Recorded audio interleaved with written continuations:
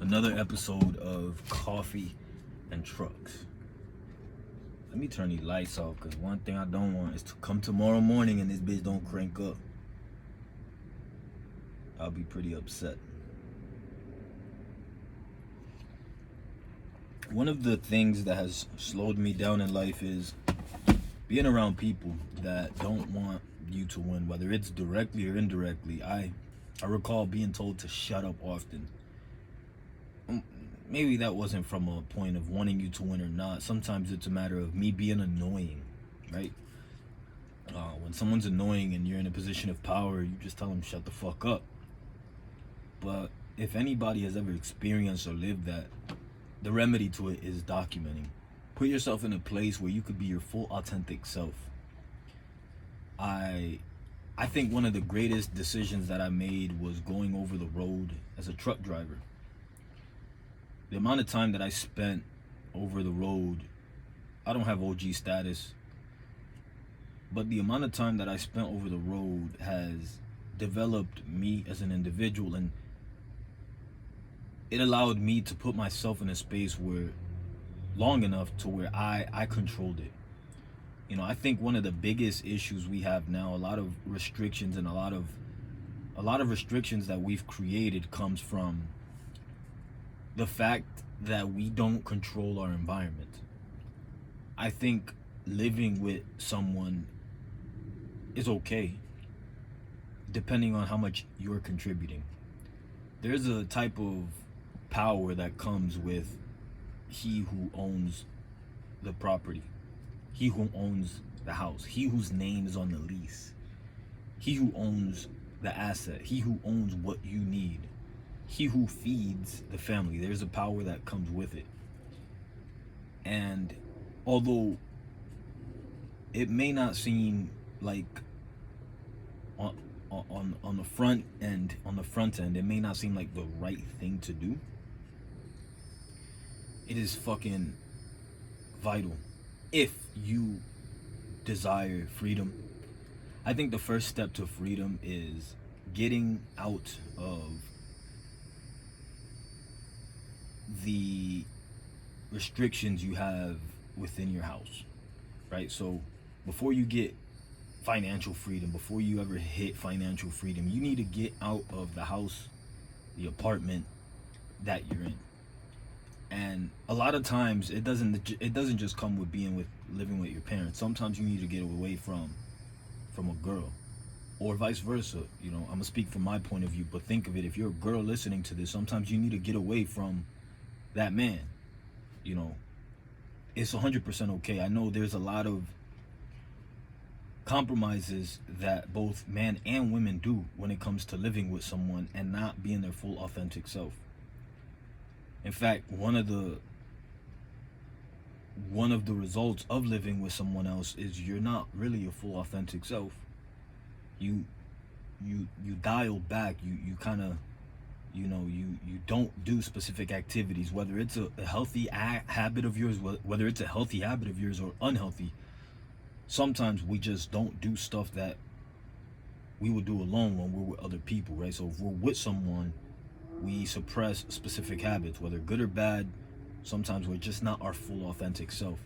I think one of the biggest benefits that I got from going over the road is I actually got a chance to experience life without somebody there. And again, I don't mind having other people with me, but also I'm the type of person that, so far from what I've seen, if I have somebody come to my sphere, I try my best to make them the best version of themselves. Meaning, if I want them to have the freedom to just do stuff without having to feel restricted, because I know what that feels like. And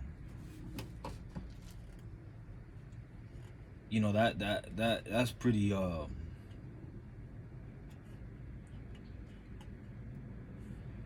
you're never going to be able to fully get that. You're never going to be able to fully get the freedom to do what you need to do, because one, you either have too much respect. I could speak from different point of views. the problem is sometimes when you give somebody that freedom, and when you really mean it, they overextend that. And then from one point of view, it's like, what do you mean overextend? You know, and it's a really touchy point of view to live in. But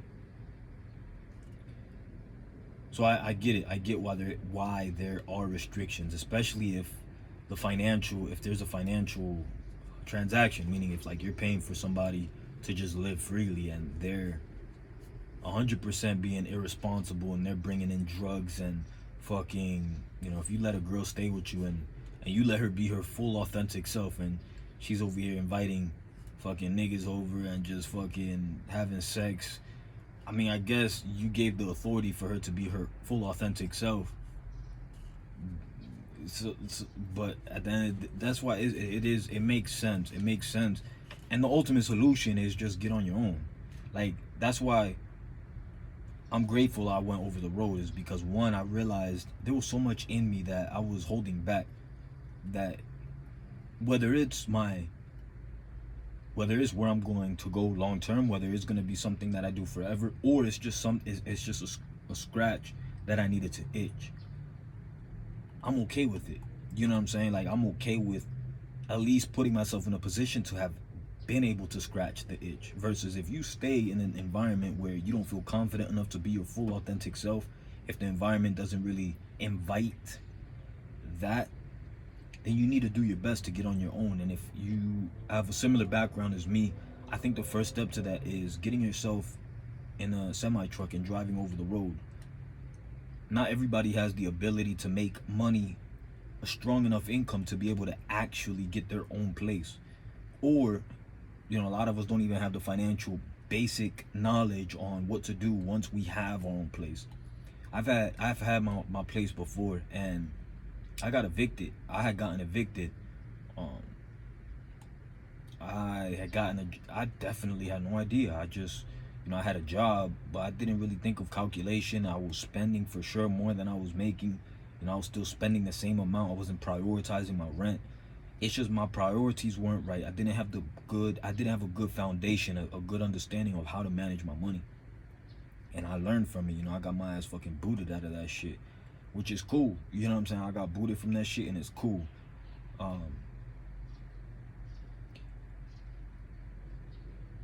But again, a lot of us don't even have the financial understanding on what it takes to be on our own. But here's the thing.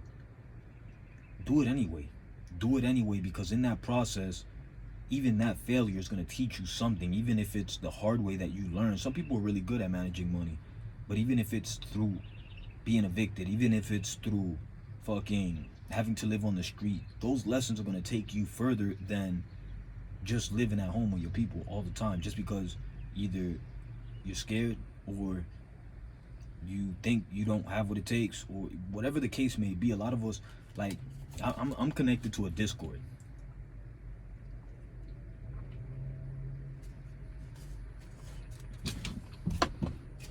I'm getting better at asking questions, because a lot of people, like, they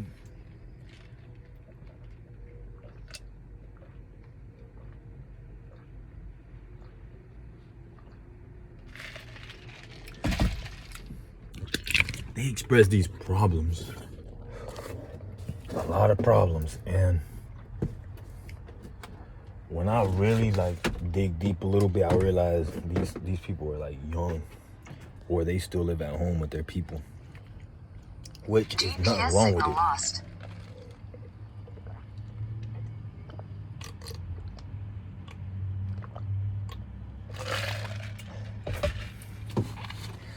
But living with your people is super cool. It's super cool, especially when you have encouraging family, and you know, and they're willing to applaud you and encourage you to do what you got to do. But that shit comes with a trade-off too. And sometimes that trade-off is a personal trade-off. It's sometimes you don't even prioritize your fucking goals and visions and dreams. It's like you take advantage, or you don't really fully appreciate that time that you have, and you don't work on your goals and visions like you would if you were on your own. So that's what I'm saying. Like, having it all doesn't necessarily give it all. Like, having it all doesn't give you it all. You know, having it all is cool, but if you have goals and ambitions, sometimes having that freedom, having the ability to be able to smoke all fucking day with your boys and come home to a cooked meal doesn't really push you to want to accomplish your goals. That's pretty satisfying. You know what I'm saying? Being able to fucking hang out in the studio with your homies and smoke and then come home to a cooked meal and a nice clean bed is fucking dope. And that's good. That's good for those that have the... In fact, if I had the ability, if I could choose to give my son the option to do that versus be on his own and just figure it out, I would absolutely choose for him to just be able to be a fucking kid until he wants, under my roof, under my finances. Like, I'd be okay with it. With the mentality of still wanting to coach and throw positive information at him. So I'd have him study or just learn from individuals that I respect and trust that process. I would trust that at some point it would stick, you know. So I wouldn't mind that. But overall, I'm just grateful to be alive. I'm going to continue doing what I do every day. You know, I'm going to continue doing what I do every day. I'm going to be grateful for the most part. I'm going to get some rest when I get home. But before I do, I got a reminder. Just now pull $200 on the side for damages. Oh, that's what I need. I need to get some fucking oil. I need to stop at Advanced Auto Parts and get some oil for my truck. So I need to stop at Target, and then from there stop at Advance or Discount, whichever one comes first. I think there's an O'Reilly across Target. O'Reilly be taxing. That's for the white folk with money. The higher middle class. O'Reilly. I used to sleep next to an O'Reilly. Wow, man, I just felt that in my heart. I remember there was an O'Reilly when I was homeless. I used to it was a nice, pretty much a newly built O'Reilly. And I had a fucking cardboard box. It was a nice shaded area, and I would just lay back there. Once they closed, I would just lay back there.